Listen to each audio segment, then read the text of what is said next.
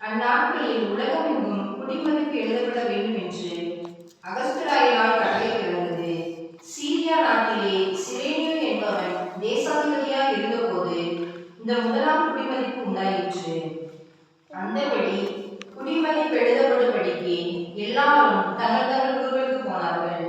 அப்பொழுது யோசேப்பும் தான் தாவீதின் வம்சத்தானும் குடும்பத்தானுமாய் இருந்தபடினாலே தனக்கு மனைவியாக நியமிக்கப்பட்டு கர்ப்பவதியான மரியாளுடனே குடிமதிப்பு எழுதும்படி கலிலேயா நாட்டில் உள்ள நாசரேத்தூரிலிருந்து யூதேயா நாட்டில் உள்ள பெத்லெகேம் என்னும் தாவீதின் ஊருக்கு போனான். அவ்விடத்திலே அவர்கள் இருக்கையில் அவளுக்கு பிரசவ காலம் நேரிட்டது. அவள்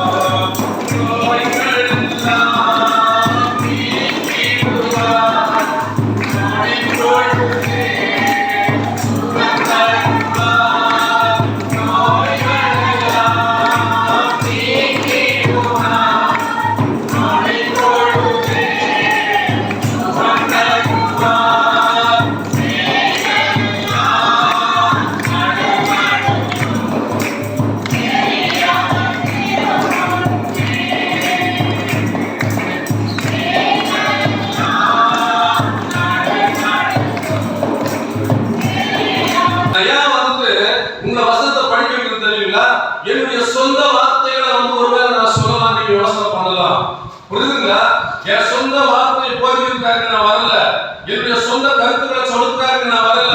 புரியுதுங்களா? வசனம் என்ன சொல்லுதோ அதை சொல்றதுக்காக நான் வந்திருக்கிறேன். புரியுதுங்களா? சத்தியத்தை சத்தியமா போதிக்கிறதுக்காக வந்திருக்கிறேன். சத்தியத்தை சொன்னா சத்துருவானாலும் கவலை இல்லை. புரியுதுங்களா? எனவே இந்த சந்தர்ப்பத்தை விட்டா உங்களுக்கு என்னால சொல்றதுக்கு வேற சந்தர்ப்பம் கிடைக்காது. இந்த சந்தர்ப்பத்தை தவிர கேட்கறதுக்கு உங்களுக்கு வேற சந்தர்ப்பமும் கிடைக்காது. புரியுதுங்களா? எனவே இந்த காலையில படிக்கலாம். எல்லாரும் பாவம் செய்து தேவ மகிமை அற்றவர்களானார்கள். சொல்லுங்க, சொல்லுங்க, வாய்ப்பு சொல்லுங்களேன். எல்லாரும் பாவம் செய்து தேவ மகிமை அற்றவர்களானார்கள். ஆதாமும் ஏவாளும் பாவம் செஞ்சாங்க, கீழ்ப்படியாம போனாங்க. அவங்க சந்ததி, புரியுதுங்களா? அவங்க சந்ததி சந்ததி சந்ததி சந்ததியா கடவுளுடைய வார்த்தைக்கு கீழ்ப்படியாம போயிட்டாங்க. எது கீழ்ப்படியாம போனாங்களா? கடவுளுடைய வார்த்தைக்கு கீழ்ப்படியாம போயிட்டாங்களா? தெய்வ பயமில்லாத போயிட்டாங்களா?